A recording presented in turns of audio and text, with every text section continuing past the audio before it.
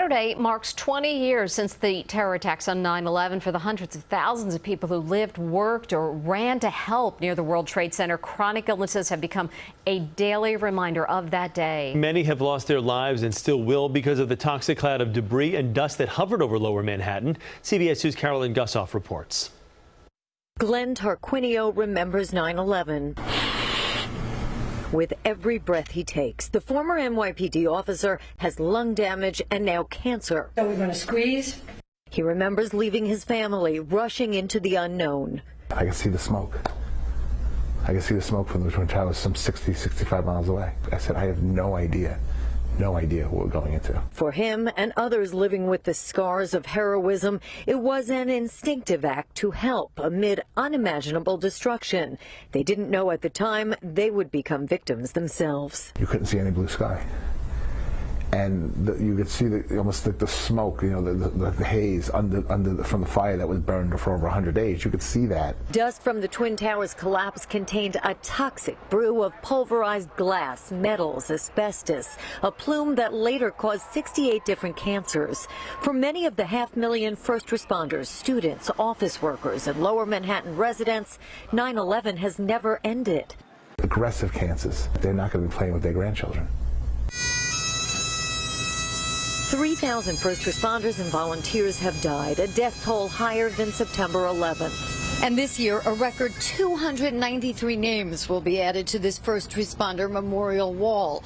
The pace accelerating as cancers take hold, and this year, COVID dealing a devastating blow to those with underlying diseases. Corrections officer Billy Valentine was already battling breathing issues from his 12 hours a day over 6 months on a solemn bucket brigade searching for remains.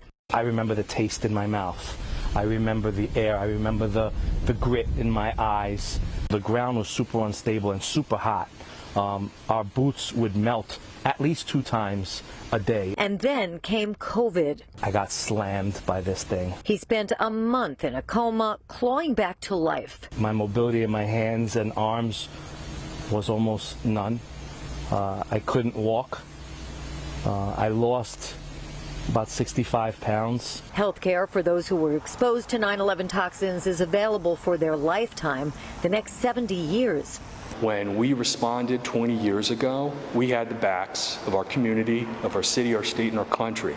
Everybody did their job, but now our country is having our back. On this 20th anniversary, there are struggles, but no regrets. We would all do it, knowing what we know now, immediately again, because our country, our city needed us. We came together as a city. That was actually a horrible time and an amazing time all at once for us. And I know I would do it immediately again for my family, for your family. Any war, people sacrifice for what's important. And we did that, and we would do it again. From the toxic dust rose heroes. Senseless violence. And it changed the world. That they changed the world. Carolyn Gusoff, CBS 2 News. The World Trade Center health program is free to all who have a documented 9/11 related illness. Congress also designated billions of dollars for victims' compensation for those with cancer and those who have lost loved ones.